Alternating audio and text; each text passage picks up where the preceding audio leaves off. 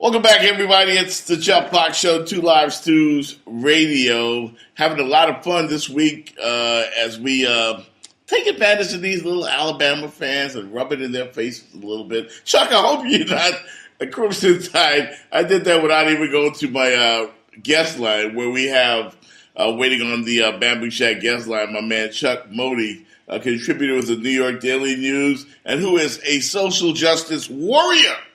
And I will tell you also, my friend, that you are one of the more brilliant minds, and whenever I can get you on my show, I am completely honored, sir. Welcome to the Jeff Fox Show, sir. How you doing today? I'm doing great, and thank you, because you said a brilliant mind, which makes me on par with Cliff Kingsbury right now. So thank you so much for that introduction. Exactly where I wanted to start, because I'm trying to figure out, about a year ago, you wrote a column, it was last year, almost 2 years ago. It was 2017. You wrote a column on quarterbacks and white privilege amongst quarterbacks in the National Football League. It might be time to write another one on head coaches and white privilege in the National Football League, because that's exactly what I thought about after this hire. Yes, and I've actually written many articles, and when I did, I might have targeted how Lovie Smith was treated versus, say, Jeff Fisher, or I recently wrote on Anthony Lynn not getting the same credit as Sean McVay when he turned around the Chargers, who are also in L.A. And I've just this week written about Jim Caldwell. Well, what I think I'm going to write about, and I'll probably have an article tomorrow and then some more next week, is this ridiculosity of just these Cliff Kingsbury and Matt LaFleur. You don't have to do anything but be white right now to get a job and have another white person, like a Sean McVay, breathe on you. Because that's really what we're talking about. Right? The data just isn't there, Jeff. If we look at Kingsbury, he had a 35-40 college record. He never coached one single NFL day in his life. It's ridiculous. Yeah, and then it kind of makes a mockery of the Rooney Rule. I mean, what's even the point of referring to this Rooney Rule when teams have found their ways of working around it? And when we see hires like this, it makes you shake your head. I mean, it makes you shake your head. And then because the Kingsbury hire was just so ridiculously absurd, we have to look at the Matt LaFleur hire, which was the most absurd before Kingsbury. Matt LaFleur has, in 1 year of being the offensive coordinator calling plays, right? Mm-hmm. He had the 27th ranked offense. And if you look at that, if you talk to Titans fans, he was the reason they didn't make the playoffs. They had the number 3 defense. His play calling in his very first year was 27th. So when you say the next McVay, because he previously worked under McVay, well, what you have to do is say, well, let's look at McVay for a second. McVay actually was an offensive coordinator for 3 full years with the Skins. I won't say their full name; it's racist. Mm-hmm. 3 full years with the Skins, and he performed quite well in those 3 years. So McVay actually had a testing ground. He was 9 years a coach, 3 years as a coordinator. He has a testing ground. And what people are saying is, well, they just took any old random young guy. No, they took a young guy who actually showed that, he can coach. Now they're just saying, we're just going to take any old guy who impresses us in an interview as long as they're white and they stood next to Sean McVay. So it's just crazy. Do you think that the look, might have something to do with it? Because, when I say the look, I mean young, white, hotshot assistant. Because this guy, he's not even a hotshot assistant. He was a head coach who didn't really exactly succeed. How does this happen, Chuck? I'm searching to find the adjectives. Well, there are 2 pieces. There's racism and there's ageism, and they're combining, okay? Mm-hmm. So when we talk about, young, hotshot, well, the offensive coordinator who has the number 1 offense in football, his name is Eric Bieniemy, and he's the offensive coordinator for the Chiefs, okay? Right. So logically, if you just wanted to take the young or the hot shot and the guy who's the hot offense coordinator, that's your guy. But that's not the case, because if you want to really fundamentally get to the root of this problem, we're talking about white GMs who cannot or incapable of realizing the brilliance in a black mind. That's what, if you really want to get to it, because we have a coach named Jim Caldwell, who's not, who many people don't think is a good coach, but if you crunch his numbers, what you will find is that he turned around Matt Stafford. I mean, literally turned him around. Went from an 83 passer rating to a 93 passer rating overnight, a losing quarterback to a winning quarterback. And now Matt Stafford's regressing with the 6-10 Lions because you didn't give him credit. If you go further, Joe Flacco was the offensive coordinator. I mean, Caldwell was the offensive coordinator for Joe Flacco when he won the Super Bowl. I just said Joe Flacco when he won the Super Bowl. Now, Mike Shanahan does that. Mike Shanahan's a genius for 20 years. But Mike Shanahan actually blew the Super Bowl when he had it won with the Falcons and Matt Ryan. But Kyle Shanahan is getting jobs. If you go back further than that, what people don't know is that Peyton Manning once averaged 20 interceptions for his first 5 seasons in Indianapolis. He was not a finished product by any means. And if you talk to Peyton Manning at any time, he is on record saying Jim Caldwell, as his QB coach, was critical to changing some mistakes. So we have a QB coach who at the QB coach level, who at the assistant head coach level, who at the head coach level, and every level has been successful with QBs. Why is he not a guru? Why does he not have a great offensive mind? And the answer to that question is the people doing the hiring are incapable of seeing genius in black men. That's my rant. Wow. That's very factual. I'm sure the folks in the chat room are in total agreement with you, because I don't hear anybody talking about finding the next Anthony Lynn, or nobody's even mentioning how much attention is Eric Bieniemy actually getting out there in all this coaching search. Well, sure. I mean, he's gotten a couple of interviews, and I've written on Anthony Lynn, who's just done an amazing job with the Chargers. And I think the narrative that you're hearing is, well, Phillip Rivers, Hall of Fame quarterback. And that's all true. Phillip Rivers is a Hall of Fame quarterback. But Phillip Rivers was a Hall of Fame quarterback who led the league in interceptions in 2016, and now is having his best year. And if you want to get into the nuts and bolts, Lynn, as a former running back coach, has put in a lot of safer routes and used running backs in ways that have helped Rivers' completion percentage cut down on his interceptions, and the rushing that used to have, Melvin Gordon used to have a 3.9 average per carry, now it's past 5. So we're talking about an expert who knows how to work offenses, and Lynn doesn't get that type of credit. So, I think at the root of this, we're also talking about the sports media industry, an industry dominated by white men who only see genius in other white men. And remember, a few years ago, these articles about McVay, who incidentally has yet to win a playoff game, by the way, were written about Chip Kelly. Chip Kelly was the new genius. And you could go back and you could go online and Google Chip Kelly and genius, and you'll find those articles. And we saw how that turned out. Yeah, actually, absolutely did. We're talking, my main man is Chuck Modi. Follow him on Twitter at ChuckModi1 here on the Twitter. That's where you can find him here on the Jeff Fox Show.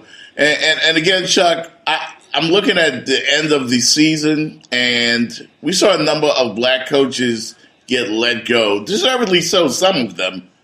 But the tipping scale is simply not fair, and I don't see any improvement in sight. No, and I think what's interesting, there were 4 black coaches who were let go. And I don't think I necessarily have a major problem besides the Steve Wilkes one, who only had 1 year to develop. And if you go through coaches in history, from 0-13 Tom Landry to 1-13 Chuck Noll to 2-14 Bill Walsh to 3-13 Bill Parcells, we have a long history of some of our greatest and most respected coaches having terrible first years, but given a chance to develop. So the idea that you can judge a person from the first year, particularly with a young quarterback like Josh Rosen, it's real problematic. And then I think we get back to race. So that's important. But then there's a flip side to this. Okay, the black coaches who were fired, they all lost 10 or more games. So if you were to make the case for any of them, people will say, oh, you're playing the race card, they were horrible, blah, blah, blah. Now let's look at the white coaches. Well, there were 7 white coaches who lost 10 or more games. And only one of the 7 white coaches who lost 10 or more games was fired. So when we look at Kyle Shanahan, he lost 2 games to Wilkes. So if Wilkes is such a bad coach, and Shanahan lost 2 games to this horrible coach, what does that make Shanahan? When Shanahan has the highest turnover rate in the entire NFL, What does that make Shanahan? When Shanahan's great schemes won't work with Brian Hoyer or CJ, what's going on there? When Sean McDermott goes 6-10, and you see announcers praising him on TV that he's a great coach. What's that all about? I didn't see it. So what we're having here is that when black coaches lose, they're judged on their record. When white coaches lose, they didn't get enough time and support. And when black coaches win, well, it's somebody else. It wasn't Jim Caldwell who turned around the line to 9-7 with no Pro Bowls on his roster. It must have been Matthew Stafford. Or Mike Tomlin has never had a losing season, and there's a vibrant Fire Tomlin crowd. So there's a definite rule, and we have to call it out, and we have to be very specific and not run away from it because we have the data. Yeah, we absolutely do. You're stating nothing but facts here on the show. We're talking to my man Chuck Modi here on the Jeff Fox Show, 2 Live Stews Radio. Chuck, right here in Miami, we just kind of shook things up with the front office, got rid of Adam Gase, and actually the man in charge is an African-American, Chris Greer. Yeah. And I had a guest host yesterday on the show, local Miami radio guy, who's actually very optimistic about the future of the Dolphins now that Chris Greer is in a position of making some decisions. Yeah, and I think they interviewed 3 separate black coaches as well. So I think, if there's a black coach that will land, Miami is as good a chance as any. I think for me, Miami is a question mark because I think it comes back to Tannehill's middling core. He's not a bad quarterback. He's not a great quarterback. He's bad enough that if he were black, he would not be starting anymore. But he's still a okay quarterback. And I think they may have a ceiling, but I'm glad to see Greer have a chance, particularly if you look at GMs and black GMs, there's usually only a couple around. Yeah. And that's only if they have great success, like an Ozzie Newsome or Jerry Reese, both who have delivered 2 Super Bowls to their teams. Yeah. By the way, Chuck, have you followed this whole NFL action against Eric Reed with these drug tests? How often he seems to get randomly drug tested. I mean, how random are we talking about here? It's not that random, is it? He'd be the first to tell you. Eric Reed's an interesting case because, they don't want him in the NFL. I mean, I think that's obvious from the number of tests. But him being blackballed, even for those few games, was hurting the collusion case of Kaepernick. See, when you have one person being blackballed, you can make the ridiculous argument that 32 teams were acting as independent actors, right? Right. And which to prove collusion is almost unprovable. You have to prove that they conspired. You have to have like a Donald Sterling audio tape or something like that. So the law is specifically written in a way as to make it impossible to win against owners. So once Reed is blackballed, even for a few games, right, it actually really hurts their Kaepernick case. So I believe, and I don't have any evidence towards this, but it's my belief that Reed got back in the league because of what I just said. Right. So, so now they want him out by any other means, by drug testing or anything else. Yeah. There's a lot going on here. Yeah, it's usually words of some guy sitting in the White House. It almost seems like a witch hunt, because it's getting to that point. And speaking of Colin Kaepernick, what's the latest with him? I mean, I'm pretty sure. I feel like he's done with the NFL just based on the way I saw some of the names we've seen over the last couple of seasons in this league, guys that I just can't fathom.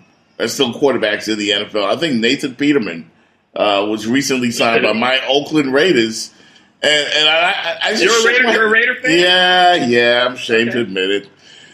But by the way, Executive of the Year, John Gruden, because he helped 2 franchises get to the playoffs. Not 1, but 2, the Bears and the Cowboys.